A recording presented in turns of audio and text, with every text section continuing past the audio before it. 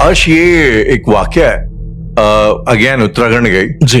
लेकिन मुझे ऐसा लगता है कि ये वाकया बड़ा एक कॉमन चीज है जो शायद देश के कई ऐसे कोनों में सेम कहानियां सामने आई हैं। ओके। और कहानी कुछ ऐसी है कि जो मेरे गांव है रानीखेत, उसके पास में एक प्रॉपर्टी हुआ करती थी। बहुत तगड़ा बंगलो था एक्चुअली, शायद अंग्रेजों के जमाने का बंगलो था, जो भी है। तो उसमें एक जमाने में ये अफवाह फैला दी गई कि यार एक जी, जो बेसिकली जिसको अंग्रेजी में वेयरवुल्फ वगैरह कहते हैं ना, भेड़िया, नर भेड़िया टाइप का जी, तो कुछ इस किस्म का बना दिया कि एक नर भेड़िया है और नर बाघ, बेसिकली आता हम लोग एक नर बाघ है जो रात के टाइम पे जो है टहलता वहां पे, और वो अक्सर जो है वहां पे खून की बूंदे दिखाई देती थी और छोटे छोटे पॉज, लेकिन ना कायदे से 4 होने चाहिए, सिर्फ 2 होते थे। याजन लग रहा था कोई चल रहा है। तो क्या कोई बना के चला जाता था या फिर अब ये इवेंचुअली ये बात, मैं क्योंकि भाई गर्मियों की छुट्टियों में जाता था अक्सर, तो मुझे बस खाली सब सुनने को मिलता था और ये कहानियां लोग बताते थे कि वहां पे छोटे ऐसे ना वो पंजे के निशान वगैरह दिखाई देते हैं। इवेंचुअली जब लोग बड़े हुए काफी टाइम बाद ये बात पता चली कि ये जो बिल्डिंग थी वो एक माफिया, जो छोटा राजन जो है उनके गुर्गे का ये जो है बेसिकली प्रॉपर्टी थी, और उसको ऐसा सेफगार्ड रखने के लिए और इसपे सरकारी कब्जा ना हो, कुर्की हो गई थी हुई छोटे राजन की, वो ना हो, इस करके वहां पे से कहानी चला दी गई। ओके। और ये अब वो बाद में वो क्या था, निशान क्या थे, हो सकता है शायद अफवाहें हो, किसी ने कभी शायद ना ही देखा हो, कई लोग क्लेम करते थे उन्होंने देखा है, लेकिन हो सकता है किसी ने ना भी देखा हो। तो मेरा यहाँ पे पॉइंट ये है हर्ष की, ये कोई बहुत आइसोलेशन वाला मुद्दा नहीं है। ऐसे कई कहानियां हम लोगों ने सुनी कि प्रॉपर्टी के कब्जे में, एक तो मुझे लगता है प्रॉपर्टी वाले जो मैटर होते हैं इंडिया में, उसमें काफी जो है जमाने भर के तंत्र मंत्र एंटिटी और ये भूत प्रेतों का सहारा लिया जाता है। कई सारी भ्रांतियां भी जुड़ी होती हैं। लोग ऐसा फितूर ही पा लेते हैं कई चीजों को लेके, जब दिखावा करते हैं। पिछले उसमें आपने एक एपिसोड में बात बताई थी, जो आपकी जानने वाली थी, जो फीमेल थी, जिनको शायद से प्रॉपर्टी का लालच वगैरह था, लेकिन वो नाटक इस तरीके से कर रही थी कि उनके ऊपर भूत ही चढ़ गया, बुआ का भूत, या जिसका भूत था। जी जी जी। तो ये मुझे आई एम प्रीटी श्योर आपने भी कई इस तरीके के केसेस एनकाउंटर किए होंगे जहां पे प्रॉपर्टी को लेके लोग इस तरीके का नाटक फैलाना शुरू करते हैं और बहुत बाद में जाके, या कभी शायद नहीं भी, उनकी पोल खुलती है या नहीं खुलती है, जो भी है। बिल्कुल, मतलब मेरे दोस्त के घर की बात है ये, तो उनके घर में एकदम वैसा वाला माहौल था, सात्विक वाला, कि भाई चिकन विकन कुछ नहीं खाना है। बट में जो मेरा दोस्त था वो अल्ट्रा चिकन वाला था, तो खाता भी था और मतलब उसका सारी चीजें चालू थी। तो अब सिनेरियो ये हुआ कि उसके घर एक दिन हम पहुंच गए, तो घर पहुंचे तो घर के अंदर जाने पर एक छोटी सी मूर्ति थी, मतलब मार्बल की जो मूर्ति होती है, किसी दादा वादा किसी कोई होंगे उनके, उसकी मूर्ति थी, उस पे हार वार चढ़ा हुआ था, विच इज शायद उनके श्रद्धांजलि में बना दिया गया एक तरीके से। तो क्या देखते हैं कि एक और जो उनके पापा हैं वो आते हैं, मार एकदम पूजा वूजा करते हैं उसके चारों तरफ, घूम घूम के पूरा परिवार आके वहां इकट्ठा होता है आरती में, ऐसा जैसे वो भगवान हो। मैंने दोस्त से पूछा ये क्या है, कहता अभी मत बोलो, बाद में बताएंगे। बाद में उसने बताया कि ये जो दादाजी हैं जो हमारे खत्म हो गए थे, ये पापा के अंदर आते हैं। मैं मतलब समझे नहीं किस तरीके से, तो उसने बोला सवारी आती है पापा के ऊपर। मैं अब सवारियों पे आता हूँ पहले, ठीक है। जी जी। तो मैंने कहा ऐसे तो हजारों लोग हैं जिनके ऊपर माता की सवारियां आती हैं, जिनके ऊपर न जाने क्या क्या आ जाता है, इनके ऊपर स्वयं काली माँ आ जाती है और जीवी भी निकालने लगते लोग। इस तरह के 50 वीडियो पड़े हुए हैं। मैं किसी को गलत नहीं कह रहा हूँ, पर जिनको मैंने देखा वो गलत है, बात ये है, और मैंने एक्सप्लोर करके देखा। यार अब ये ऑब्वियसली एक काउंटर लाइन ये हमेशा है, मतलब ये पार्टी लाइन नीचे की, ये जाहिर सी बात सबके लिए ये स्टेटमेंट नहीं है। एग्जैक्टली। लेकिन जो एक आध ऐसे भी केस होते हैं, हाँ ऐसे भी होते हैं, सारे जो अघोरी होते हैं वो हर गलत नहीं हो सकते, जो सारे जो अघोरी होते हैं वो गलत नहीं हो सकते, लेकिन जो कपालिक हैं वो हैं, बिल्कुल, उसके बारे में हम लोगों ने बातचीत भी की। इवन कपालिकों में भी कुछ अच्छे हैं, इवन कपालिकों तो एग्जैक्टली। तो ये बड़ा पर्सन टू पर्सन डिफर करता है। कोई कोई जाति विशेष या कोई धर्म विशेष, कोई समुदाय विशेष टोटली गलत होता है, ऐसा ऑब्वियसली सीन नहीं है। बिल्कुल। तो मैंने जब देखा तो मैंने, अब देखिए देखने में राहुल समझ में आ जाता है आपको कि वो चीज जो हो रही है, उदाहरण के तौर पे भद्रकाली की देव डोली, तो कोई उसको देखेगा तो उसमें कितना भी लॉजिक लगा ले उसको मिलेगा ही नहीं कोई लॉजिक, कि वो उतनी भारी जो डोली है वो इतनी ज्यादा जंप कैसे कर रही है विदाउट एनी ग्रेविटी। तो समझ में आता है। उनके घर में क्या हुआ कि सब लोग खड़े एकदम जैसे आरती वारती हो रही। अब आरती भी पता नहीं किसकी आरती हो रही, हमने कभी सुनी नहीं वो आरती। तो अच्छा, हाँ वो आरती शायद उनके दादाजी की आरती उन्होंने बना ली है एक तरीके से। बड़ा यूनिक कॉन्सेप्ट था। तो थोड़ी देर में क्या होता है कि परिवार वाले सब लोग बैठते हैं और मैं भी बैठ जाता हूँ उधर ही। तो शटाई वगैरह पड़ी हुई थी और उसके बाद उनके पापा अचानक से वाइब्रेट करने लगते हैं बहुत जोर जोर से। क्या क्या वाइब्रेट करने जी, लगते मतलब हैं? पूरी बॉडी जो है उनकी पूरी तरीके से हिलने लगती है। जी, जी, जी। ही वाज लाइक कि मिर्गी के दौरा टाइप जैसे आता है वैसा कुछ। एपिलेप्सी टाइप का। तो एपिलेप्सी वो टाइप का, ओके। हिलने लगते हैं, अचानक से उनकी आंखें ऊपर चढ़ जाती हैं ओके। और कहने लगते हैं कि छोटी बहू को बुलाते हैं, इधर आओ, उसको आशीर्वाद देते हैं, बोलते जा तेरा बच्चा हो जाएगा। और जी, जी, जी। मतलब जो भी चीजें हैं इस तरीके से। उसके बाद उन्होंने मुझे बुलाया, भले ही सरप्राइजिंग वाले तरीके से कि मतलब इधर आओ तुम। ओके। अब ये बड़ा यूनिक था मेरे लिए, पहला एक्सपीरियंस था, देखने में नहीं, किसी के पास जाके उसने खुद बुलाया हो मुझे। तो मैं गया और मेरे ऐसे पीठ पे हाथ रखा, बोले कि जाओ तुम्हारे सारे काम हो जाएंगे, ऐसा करके। और मैं थोड़ा हट गया अलग। तो अब ये थोड़ा यार देखने वाला था राहुल, कि मैंने ऐसा महसूस किया है, जितना भी मैंने अभी तक लोगों को देखा है, मैं इंडेप्थ में नोटिस करता हूँ, इवन इन भूता कोला ऑल्सो, जहां पर एक्चुअली में देव आते हैं शरीर में, तो आपका बॉडी पर कंट्रोल नहीं होता है। अब आपको अगर डिटेल में बताऊं तो आप किसको पकड़ रहे हैं, किसको बुला रहे हैं, ये सब आपको कुछ अंदाजा नहीं होता है जब आपके शरीर में एक्चुअल में कोई देव का पोजीशन होता है।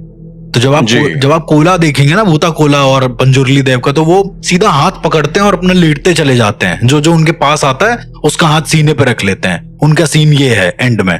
लेकिन इनके साथ क्या था, अरे छोटी बहू इधर आओ, मतलब वो प्रॉपर नाम लेके बुला रहे थे। और इस तरह की चीजें वही प्रॉपरली होश में थे। और कॉन्शियसनेस कहाँ से आ रही है तुम्हारी इतनी? आपको पहचान में आ रही कौन क्या रिश्ता है, कौन क्या इंसान है। आपको रिश्ते नाते कुछ नहीं समझ में आएंगे, क्योंकि उस यूनिवर्सल एनर्जी के लिए कुछ नहीं है वो सब चीजें, वो मेड अप चीजें हैं। रिश्ते मेड अप चीजें मेरे हिसाब से भी।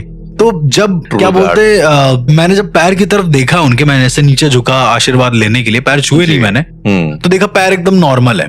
जब पैर नॉर्मल है मतलब, मैं और डिटेल में बताता हूँ, जब किसी इंसान के शरीर में देव आते हैं या पोजीशन होता है, आई डोंट नो कभी आपने देखा है कि नहीं, तो उसके पैर के अंगूठे श्रिंक हो जाते हैं, बहुत ज्यादा वो दबा लेते हैं। मतलब ऐसा जैसे हम लोग कोई चोट लगती है पैर में या बॉडी में, तो पैर को सिकोड़ लेते हैं ना, वो लोग भी वैसे ही कर लेते हैं। पर उनके एकदम पैर नॉर्मल थे। ये मेरी अपनी रिसर्च है एक तरीके से। जागर देखा असलिन, कभी मैंने नोटिस नहीं किया कि ऐसा कि पाँव के अंगूठे को आप जब नोटिस करेंगे तो आपको समझ में आएगा, क्योंकि पैर से ही मतलब आपका जो ऊर्जा चक्र है वो जागृत हो रहा है, अंगूठे से फिर सर तक का क्राउन चक्र तक। बात भी करी जो यम पाश जो मानना जाता है पाँव के अंगूठे पे, एकदम सिकोड़ लिया जाता है ताकि उस पर असर ना पड़े तुम्हारी रियल बॉडी पे।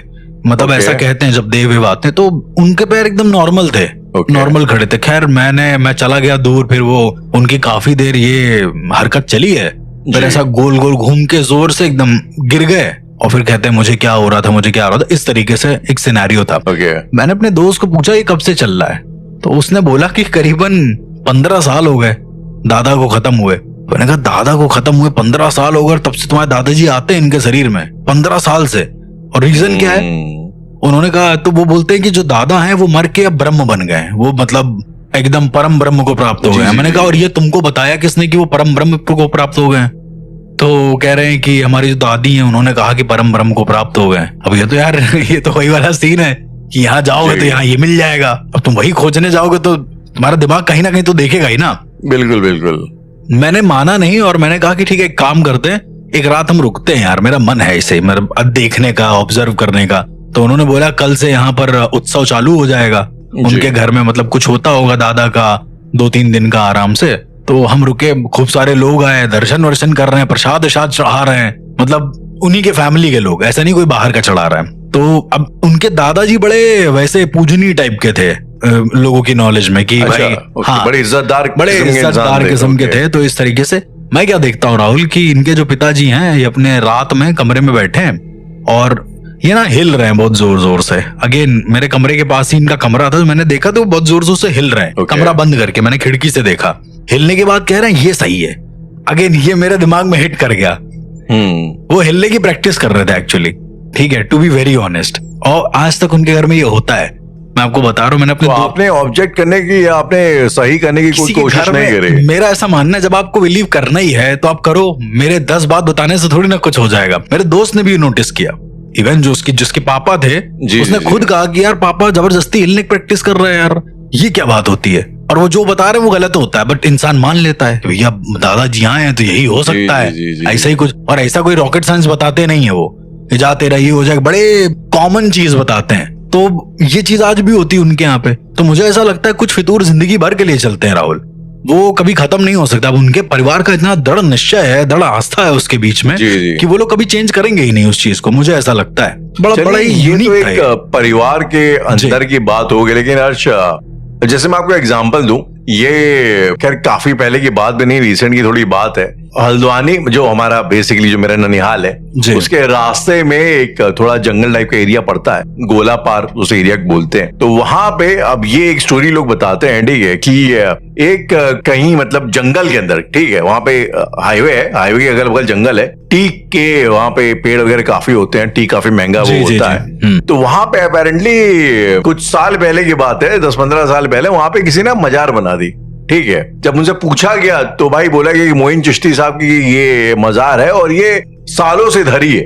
अब जो वहां के लोकल थे, अच्छा वो एरिया इतना इनहैबिटेड नहीं था, ठीक है, वहां लोग थोड़ा दूसरी साइड रहते नदी के, ठीक है जी। तो वहां पे जो नई जनरेशन लोग थे उन्होंने मानना शुरू कर दिया, जो पुराने वाले थे उन्होंने भाई मना किया, लेकिन किसी ने उनकी सुनी नहीं जी। अब लोग बताते कि उसके आसपास भाई जिन लोगों के खेत हुए थे उनको ये बोला गया कि भाई आप यहाँ से पोजीशन अपना हटा दिए, क्योंकि यहाँ पे मजार चुकी है, यहाँ पे बाबा की कृपा है। और ये लोग क्या करते थे कि ऐसा एक कुछ केमिकल आते हैं, क्लोराइड्स वगैरह, तो वो लेके खेतों में जाके डाल दें। ओके। तो उससे क्या होता है ना कि खेतों की जो वो होती है, उपज की शक्ति जो होती है, फर्टिलिटी, तो एकदम बर्बाद हो जाती थी। ओके। तो वहां लोगों ने देखा है उसके आसपास, सही में बोला गया था कि यहाँ पे अगर आसपास आप खेती करोगे, ये करोगे तो बर्बाद हो जाएगा। तो सही में वो चीज होने लग गई। वहां पे जितने लोग खेत सब बर्बाद होने लग गए। लोगों ने डर के मारे भाई छोड़ ही दी जमीन, या बहुत सस्ते में बेच डाली, जो भी किया। तो ये जो एक पूरा कांड था, ये मल्टीपल जगहों में से होने लगे। तो उसके बाद जो है जब किसी ने इन्वेस्टिगेशन वगैरह करी, तो जब वहां पे मजार को खोदा गया, पता चला होगा खाली सीमेंट का उन्होंने चबूतरा बनाया हुआ था, कुछ अंदर था ही नहीं वहां पे। तो ये मतलब ये ना एक आई एम प्रीटी श्योर कि सारे ऐसे नहीं होते हैं, हो सकता है कुछ ऐसे होते हो, बट ऐसी हरकतें लोग करते हैं फितूर के नाम पे। और अब यकीन मानिए उस टाइम पे लोग ऐसा मतलब हर जो धर्म के लोग वहां पे आते थे, औलाद मांगने कोई चला आ रहा है, कोई कुछ किसी का वहां रुमाल कोई बांध दे रहा है, कोई घंटी बांध दे रहा है, और उनकी मुरादें पूरी भी हो रही हैं, पता नहीं क्या कैसे। तो मुझे लगता है ना इस तरीके के जो स्कैम है पैन इंडिया कई जगहों में चल भी रहे हैं। और इंडिया ही नहीं राहुल, ये सब गाँव में भी चल रहे हैं, बहुत ज्यादा गाँव में ज्यादा चल रहे हैं। जैसे मेरी जो बुआ है, एक छोटी बुआ है, तो सॉरी बड़ी बुआ है, तो उनके गांव में क्या, मैं पहली बार गया और वहां जाके फूफा जी ने कहा कि थोड़ा आगे जो खेत है वहां मत जाना। मैंने कहा क्या हो गया खेत में ऐसा? तो उनका वहां मजार है बाबा की, तो बाबा जब आएंगे तब जाना। हमने कहा मजार है और बाबा ही आ जाएंगे, मतलब क्या स्पिरिट आएगी क्या उनकी? तो उन्होंने बोला नहीं, जिन बाबा की मजार है उनके भाई आते हैं। अब ये बड़ा इंटरेस्टिंग कॉन्सेप्ट था। अच्छा, उससे पहले करीब 3-4 साल पहले मम्मी बुआ से कभी बात कर रही होंगी, तो घर में कोई प्रॉब्लम होगी, तो उन्होंने बुआ से शेयर किया, तो बुआ ने कहा कि ठीक है हम अंडा कटवाएंगे और तब पता चलेगा कि क्या है क्या नहीं है। तो मैंने सोचा कि यार, फिर मैंने पूछ लिया, मैंने कहा बुआ ये वही बाबा जिनसे आप अंडा कटवाती थी? तो उनका कहने का मतलब हाँ यही है।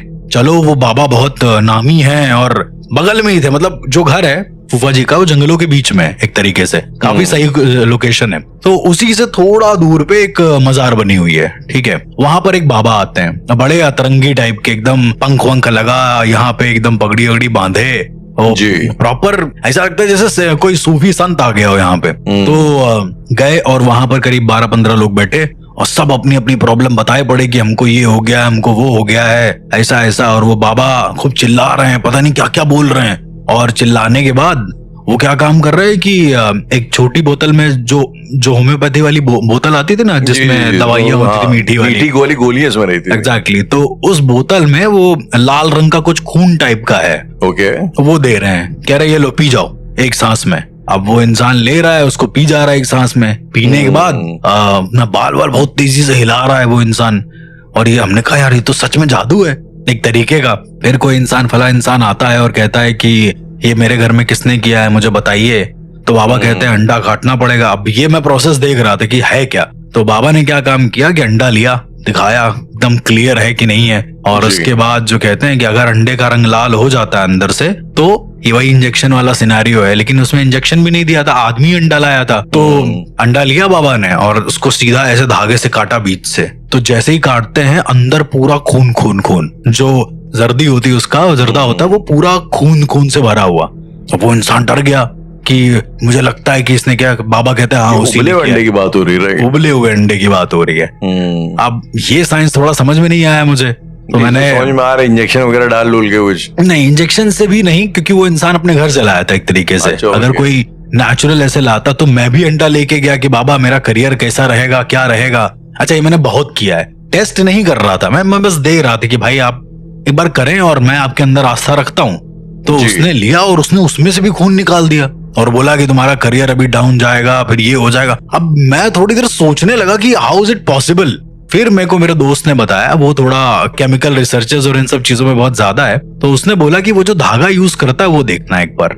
अब मैं समझ नहीं पाया, वो बोला कि धागे में वो कुछ तो केमिकल होता है, उसने पता नहीं क्या नाम बताया था, पर मैग्नेट वगैरह, वो उसमें भिगा कर रखते हैं उस धागे को, और धागे को निकालते हैं, उससे जैसे ही काटते हैं तो जहां जहां के संपर्क में आएगा वो लाल कर देगा उसको, ऐसा करके। और एक्चुअली वो धागा वैसे ही रखा हुआ था, तो समझ में आया सब धागे का कॉन्सेप्ट है। फिर वो मतलब बहुत ज्यादा कॉम्प्लिकेटेड साइंस भी नहीं थी इसकी, कुछ साइंस नहीं थी। और लोग, राहुल आप विश्वास माने, कम से कम नहीं तो 50,000 60,000 पर डे का चढ़ावा था उनके यहाँ का। मैं अर्श इसके ऊपर ना अगर मैं आपसे पूछूं कि ये जो फ्यूचर बताने वाली जो चीजें होती हैं, तो इसमें पहली बात तो आपका विश्वास कितना है? मतलब मेरा ऐसा मानना है कि फ्यूचर को सिर्फ अंदेशा लगाया जा सकता है, अजम्पशन किया जा सकता है। आप गेस कर सकते हो कि हाँ अभी यार गाड़ी इतनी स्पीड में चला रहे हैं तो इतनी देर बाद यहाँ तक पहुंच जाएगी, जो फिजिक्स कहता है, साइंस जो कहता है एक तरीके का, कि भाई आप इतने किलोमीटर पर घंटे की स्पीड से गाड़ी चलाएंगे तो आप कानपुर से नोएडा या परी चौक तक पहुंच जाएंगे इतने घंटे में, एस्टिमेटेड टाइम है। आप गूगल मैप ले लीजिए ना राहुल, आप डालिए यहाँ से कानपुर का लोकेशन, वो दिखाएगा 2 घंटा समथिंग, तो फ्यूचर अजम्पशन कर रहा है ना। लेकिन फॉर एग्जांपल जैसे एक छोटा राशिफल एक चीज होती है, ठीक है, हर एक बार में छपता है भाई ये होगा वो होगा, परिवार में रिश्तों खटास आएगी या मधुर होंगे, और जो भी है। तो पहली बात तो अच्छा, आपका ये जो ज़ोडिएक और राशि वगैरह होता है, इसमें आपका क्या मतलब लगता है कि आपको ये, मतलब मुझे ऐसा that make sense make sense अब उनके लिए कि गणना कर सकते हैं, जिनको एक्चुअली में गणनाएं करनी आती हैं, मेजरमेंट्स करनी आती हैं, ये सारी चीजें विक्रमादित्य से पहले नहीं थी ना। राशि जो थी, क्योंकि वहां के जो उनके जो 9 रत्न थे, जो ज्योतिष थे उसमें से, वहीं से ज्योतिषी शुरू हुई है। तो उसके पहले क्या, उसके पहले ग्रह और नक्षत्र नापे जाते थे, उनको समझा जाता था मेरे हिसाब से। आपकी लाइफ पे क्या इम्पैक्ट होगा इसको लेकर ज्यादा बातचीत नहीं होती थी, बट ये बताते थे कि इस ग्रह नक्षत्र की ये ग्रह दशा चल रही है, दशा और दिशा की बात होती थी पहले, ऐसा कहने का मतलब है। राइट, जो कि एस्ट्रोनॉमिकली कैन मेक सेंस की, मतलब आपके, मतलब मैं बहुत रफ सा आइडिया बोल रहा हूँ कि वो आपके क्लाइमेट को एक तरीके से अफेक्ट कर सकता है, let's just say like that, example के तौर पे बिल्कुल करता है। तो अगर आप उसमें कोई खेती का प्लान कर रहे हैं या नहीं कर रहे हैं, तो वो आप उस पे कोई बता सकता है कि भाई बारिश होगी या नहीं होगी, मतलब बता सकता है कि भाई आपने ग्रहों की दशा और दिशा देखकर बोल दिया कि इस ग्रह का प्रभाव तुम्हारे ऊपर ये पड़ सकता है। अच्छा, मैंने ये सुना है कि कि शायद हम लोगों ने जो माइथो वाली सीरीज अपनी उसमें बातचीत भी करी है कि अब जैसे अर्थ के हमारे चारों तरफ इतने सारे प्लैनेट्स हैं, और भी दुनिया जो हमारी जो पैरेलल यूनिवर्सेस हैं उनके भी ग्रह वगैरह हैं, तो इनका भी एक ग्रेविटेशनल पुल पड़ता है हमारी अर्थ के ऊपर। बिल्कुल पड़ता है। जो ग्रह दशा का इम्पैक्ट आपके शरीर पे बताया जाता है, आपके जीवन पे, तो बेसिकली उनका लॉजिक ये है कि आपके जब आप पैदा हुए थे तब फलाना जो ग्रह था वो इस एंगल पे था, तो बेसिकली आपका उस ग्रह का अट्रैक्शन इतना है, मतलब उस पे होगा रहा होगा। मतलब मैं जो मेरी अंडरस्टैंडिंग है ज्योतिषी में आपको बता रहा हूँ। अब आपकी बॉडी के ऊपर एक ग्रह का गुरुत्वाकर्षण लग रहा है, ठीक है, ग्रेविटी लग रही है, उसका आपकी बॉडी पे क्या इम्पैक्ट हो सकता है? अगर हमारी बॉडी में हम लोग कहते हैं कि जब फुल मून होता है तो काफी लोग मन से विचलित हो जाते हैं जी, क्योंकि आपकी बॉडी में 70% वाटर है, और जो फुल मून है, जो चांद है, वो वाटर को उसकी ग्रेविटी पुल करती है, तभी शायद हाई टाइड होते हैं समुद्र में, ज्वार भाटा होता है। तो अगर पानी समुद्र का इतना ऊपर उठ सकता है और आपकी बॉडी 70% वाटर है, तो जाहिर सी बात है वो ऊपर पुल करता होगा, उसका शायद कोई इफेक्ट होता। ये सब एक बहुत गैस वर्क वो वाले चीजें हैं, कि शायद ऐसा वाली होगा, शायद ऐसा हुआ होगा। हो सकता है, अगर समुद्र का पानी उठ सकता है और आपकी बॉडी में पानी है तो कुछ इम्पैक्ट तो शायद पड़ता होगा। बिल्कुल पड़ता होगा। इनफैक्ट यार जब आप किसी को अंग्रेजी में there is a word called lunatic का मतलब ही होता है जो पागल है, और लूनर आता है, लूनटिक आता है लूनर से, मून से। तो मून का बड़ा हमेशा ही ना एक पूरे चांद का एक बड़ा कल्चरल हर उसमें इम्पैक्ट रहा है। हाँ, मतलब उसमें तो हर जगह थ्योरी भी सेम रही है, ऐसा नहीं कि मोरलेस थ्योरी भी सेम रही है सबकी। बिल्कुल। तो मतलब यहाँ पे जो मेरा सवाल था अर्श, कि मुझे ऐसा लगता है कि जो राशियां होती हैं ये एक तरीके से आपकी प्रॉपर्टीज को डिफाइन कर सकती हैं कि अगर आप भाई फलाना राशि में पैदा हुए, आपकी हरकतें कुछ ऐसी हो सकती और उन हरकतों के हिसाब से हम इस बात का अंदाजा लगा सकते हैं कि भाई तुम अगर आप आर्टिस्टिक हैं बाय नेचर, तो आप जाहिर सी बात है फिल्मों में या क्रिएटिव कामों में ज्यादा एक्सेल करेंगे। अगर आप ज्यादा क्वालिटी क्वांटिटेटिव है अपने दिमाग में, आपको मैथ्स ज्यादा समझ में आती है, तो आप उस फील्ड में। So these are like smart guessworks. ये जो प्रिसाइसली बता दिया जाता है जी, मैंने ऐसा हो जाएगा, ऐसा हो जाएगा। अब मैंने जब देखा है कि आप भी जब एक आध केसेस वगैरह आपने इंटरेक्शन किया है, तो आपने ये चीज भी लाइक वहां बताई है कि कि ये इवेंचुअली एंटिटी कुछ ऐसा करेगी। तो मतलब अजम्पशन किया है मैंने वहां। ये अजम्पशंस होते हैं या मतलब ये इसके पीछे का मतलब लॉजिक क्या है? लॉजिक क्या आपके दिमाग में चल क्या होता है उस वक्त? अब राहुल, जैसे पहले तो हम ज्योतिष वाला कंप्लीट करते हैं। मतलब to be very honest, no offence to anyone, मुझे उतना ज्यादा बिलीव नहीं है, क्योंकि वो गणनाएं होती हैं। ओके। अपनी पर्टिकुलर गणनाएं, उसमें कोई साधना का इम्पैक्ट नहीं होता है। दूसरा कि जब कोई ज्योतिष या फिर कोई ऐसा इंसान ये प्रेडिक्ट कर देता है कि भैया 10 साल बाद तुम्हारे साथ ये होने वाला है, या फिर 10 साल बाद तुम्हारा करियर बदल जाएगा, या तुम्हारे साथ ये हो जाएगा। मुझे कई ऐसे लोग भी मिले हैं जो कह रहे हैं कि मैंने उनसे पूछा था 10 साल पहले, तो 10 साल बाद वही हुआ जो उन्होंने बोला था। तो मुझे कई सारे ऐसे लोग मिले हैं, लेकिन 95% तक मैंने ऐसा देखा है कि तुम जब अपनी ऊर्जाएं पूरी तरीके से किसी को समर्पित कर देते हो, एक तरीके से सरेंडर्ड हो जाते हो उसके सामने, तो उस इंसान की अपनी कॉन्शियसनेस जो होती है वो तुम्हारी मेन रियलिटी कन्वर्ट हो जाती है, वो तुम्हारी मेन रियलिटी में बदल जाती है।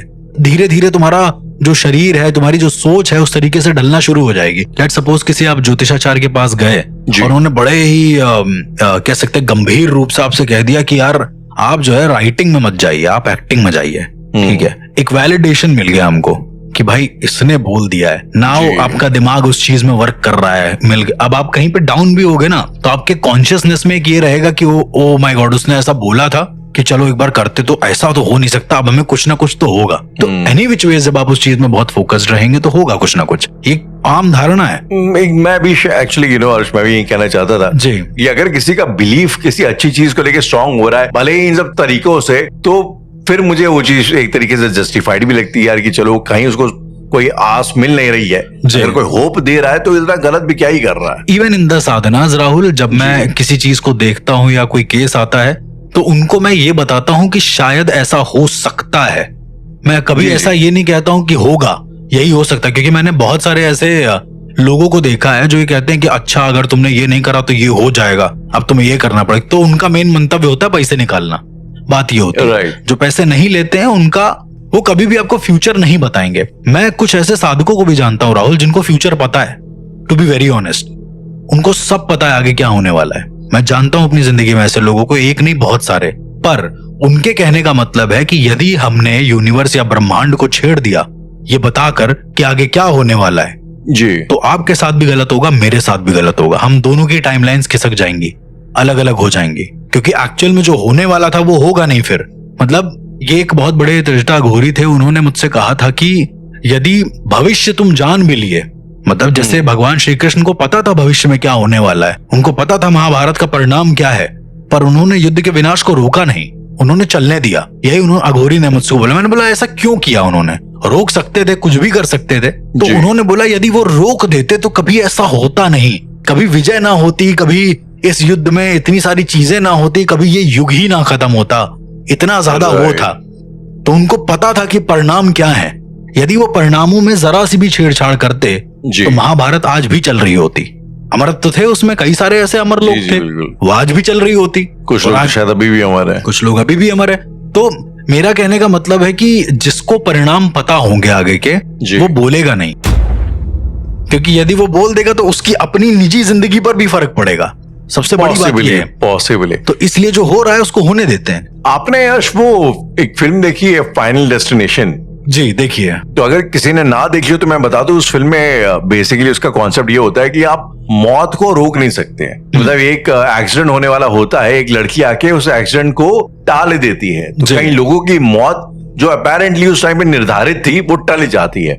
बट इसका मतलब ये नहीं कि वो लोग बच जाते। इवेंचुअली जितने भी पैसेंजर्स थे उस फ्लाइट में वो सारे के सारे मरते हैं, बड़ी अजीबोगरीब मौत मरते हैं, अजीबोगरीब तरीके से। ये जो एक चीज है हर्ष, ये आपको क्या लगता है? मतलब ये जो थ्योरी सुनने में बड़ी फैसिनेटिंग लगती है, एक तरीके से लॉजिकल भी लगती है कि आपकी जो मौत है वो डिफाइंड है, बट इज इट लाइक अगर ऐसा टाल दिया जाए तो क्या मतलब लाइक? बहुत सारे लोग ऐसे होते हैं जो तंत्र साधना के जरिए ये सब करते हैं। उनको पता चलने वाला होता है कि वो मरने वाले हैं, तो अपने लिए और साधनाएं करते हैं और अलग अलग चीजें। जाता है कि हम लोग मरने वाले, मतलब कभी कभार ऐसा होता है, लेट सपोज उसको भारी बीमारी है, कैंसर है, जी, और वो मरने ही वाला है। अब क्या काम करा, इस इंसान ने साधना शुरू कर दिया। एक रियल घटना है, उस इंसान ने साधना शुरू कर दी। साधना के दौरान उसने बोला कि भाई मुझे बचा लो, तो सिद्धि ने उसको बचा तो लिया, लेकिन उससे उसका सब कुछ छीन लिया, उसका बच्चा, उसकी बीवी, ये सब फलाना। तो एट दी एंड उसने क्या काम करा, उसने अपनी सिद्धि भी त्याग दी, खुद भी मर गया। मौत तो लिखी है तुम्हारी, तुम मरोगे तो जरूर, तुमने टाल दिया फिर भी मरोगे, हो सकता है थोड़ा दिन बाद मरो। इसीलिए मेरे पास आज भी मैसेज आते हैं राहुल ऐसे कि इन्हें बचा लो, उन्हें बचा लो, मतलब जो नेचुरल उससे होते हैं कॉजेस से। तो मैं कभी उसको एंडोर्स नहीं करता हूं कि मैं उसको बचाने पे रेडी हो जाऊं। मतलब कोई इंसान है लेट सपोज जो करीबन 89 और या फिर 98 साल का है मान के चलो, और उसको बीमारी है, वो आईसीयू में एडमिट है, तो मैं कैसे बचा लूं उसको? आई थिंक उसके लिए तो शायद बेटर भी यही है कि वो खुशी खुशी आराम से चला जाए, और जितनी सुविधाजनक तरीके से हो सके अपने प्राणों को त्याग मैं ये कर सकता हूँ कि भाई वो दर्द में ना मरे, मैं इतना प्रे कर सकता हूँ। लेकिन अब मैं उसको बचाने पे आ जाऊं। एक ऐसे ही केस आया था, वो लड़की मेरे पास आई, उसने बोला बचा लीजिए बचा लीजिए, मैंने कहा नहीं हो पाएगा। मतलब जिसकी मौत निर्धारित है वो कैसे मतलब बच सकता है? तो वो लड़की किसी अघोरी के पास चली गई होगी या कोई कबाली के पास गई होगी, उसने पता नहीं क्या क्या किया, नारियल वारियल रख दिया अपने बाबा के सर के पास, अब रखा, और उसके बाद बाबा बच तो गए एक दिन तक, लेकिन एक दिन तक जो बचे वो दिन में, उस दिन में उस लड़की का भाई खत्म हो गया। बताओ, तुम लिया ना, कॉज तो हुआ ना कुछ। तुम यूनिवर्स को छेड़ोगे तो क्या होगा? उसके बाद उनके बाबा भी एक दिन बाद खत्म हो गए। मतलब यूनिवर्स को अपना बैलेंस मेंटेन करना आता है, अगर तुम रोकोगे तो किसी ना किसी तरीके से वो कर ही लेगा, और उसको तो लेके जाएगा ही जाएगा, प्लस तुमने जो गलत किया है उसका परिणाम भी कहीं ना कहीं जरूर भुगतेगा। अर्श, अगर एक हाइपोथेटिकली अगर मैं आपसे एक चीज पूछूं, कि आपको लगता है अस एज अ सोसाइटी, मतलब मैंने एक डॉक्यूमेंट्री देखी थी रजनीश ओशो के ऊपर, ठीक है? तो ओशो के आश्रम में अगर किसी की मौत होती थी तो उनका ट्रेडिशन ये है ओशोइट्स का कि वो उसकी जो अर्थी होती है ना उसको ऐसे बारात की तरह ले जाते हैं जी, नाचते गाते म्यूजिक डांस वांस करते हुए जाते हैं। बड़ा अजीब है, मतलब आपका जितना भी करीबी हो आपको ये आप रो नहीं सकते, आवाज़ गाते हुए जाएंगे, ये उनका ट्रेडिशन है। जी। तो ये मतलब ये सेंड ऑफ करने का तरीका है। मैं काशी में अक्सर देखता हूँ, हम लोग शायद कई बार इस बारे में बात भी कर चुके हैं कि काशी में लोग कई ऐसे होते हैं जो मरने के लिए ही आते हैं, वहां पे हॉस्टल्स बने हुए हैं कि आप जाइए वहां पे अपनी मौत का इंतजार करिए, जो मुझे बड़ा ही सरियल लगता है एक तरीके से जी। तो यार अगर मैं आपसे पूछूं अर्श कि क्या आपको ऐसा लगता है कि हमारी सोसाइटी को, नॉट जस्ट इंडिया की, इन जनरल दुनिया की, हमारी सोसाइटी को do we need to be more okay with the idea, with the fact यार मौत इनएविटेबल है, उसको टाला नहीं जा सकता, और हम लोग मौत के साथ एक तरीके का एक पीस बना ले, एक्सेप्टेंस ले जी बिल्कुल। मतलब यदि आप मौत के साथ एक्सेप्टेंस रख लेंगे तो आप शायद जिंदगी के हर एक लम्हे को और अच्छे से जी पाएं।